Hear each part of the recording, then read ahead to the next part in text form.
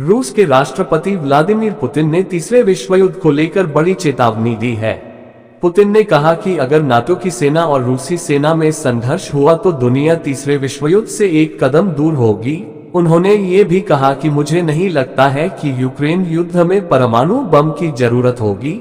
रूस में एक बार फिर से बम्पर वोटों से चुनाव जीतने के बाद राष्ट्रपति व्लादिमीर पुतिन ने पश्चिमी देशों को बड़ी चेतावनी दी है।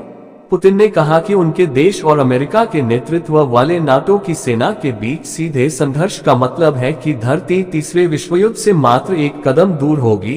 हालांकि रक्षा विश्लेषकों का कहना है कि यूक्रेन युद्ध ने साल 1962 के बाद पहली बार पश्चिमी देशों और रूस के बीच तनाव अपने चरम पर पहुंच गया है। फ्रांस के राष्ट्रपति इमैनुअल मैक्रॉन ने पिछले महीने कहा था कि वह भविष्य में यूक्रेन में नाटो की जमीनी सेना की तैनाती को खारिज नहीं कर सकते हैं। हालांकि उनके इस बयान के बाद कई पश्चिमी देशों ने खुद को इस बयान से दूर कर लिया था। हालांकि फ्रांसीसी राष्ट्रपति को पूर्वी यूरोप के कई देशों का साथ मिला था। मैक्रॉन के बयान और रूस तथा नाटो के बीच संघर्ष की आशंका को लेकर पूछे गए सवाल पर पुतिन ने कहा, आधुनिक दुनिया में सब कुछ संभव है। उन्होंने ये भी कहा कि ऐसा कोई शायद ही होगा जो ऐसी स्थिति चाहे।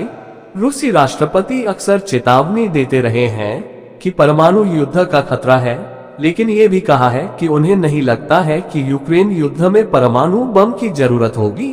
पुतिन का ये बयान ऐसे समय पर आया है जब उन्होंने एक बार फिर से बड़े अंतर से रूस का चुनाव जीत लिया है।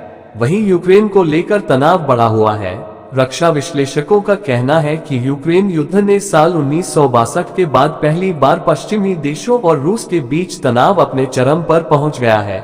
उन्होंने कहा कि रूसी सेना ने यूक्रेन के युद्ध में अंग्रेजी और फ्रांसीसी बातचीत को एंटिसिपेट किया है। बता दें कि रूस में 3 दिवसीय राष्ट्रपति चुनाव शुक्रवार को बेहद नियंत्रित माहौल में शुरू हुआ, जहां पुतिन या यूक्रेन के साथ युद्ध को लेकर उनकी सार्वजनिक आलोचना की अनुमति नहीं थी। पुतिन के सबसे कट्टर राजनीतिक प्रतिद्वंद्वी अलेक्सी नवल्नी की पिछले महीने आर्कटिक जेल में मौत हो गई और अन्य आलोचक या तो जेल में है या निर्वासन में है। पुतिन को क्रेमलिन अनुकूल पार्टियों के 3 प्रतीकात्मक प्रतिद्वंद्वियों का सामना करना पड़ा, जिन्होंने उनके 24 साल के शासन या 2 साल पहले यूक्रेन पर उनके आक्रमण की किसी भी आलोचना से परहेज किया था। रूस की अर्थव्यवस्था पश्चिमी प्रतिबंधों के बावजूद बढ़ रही है।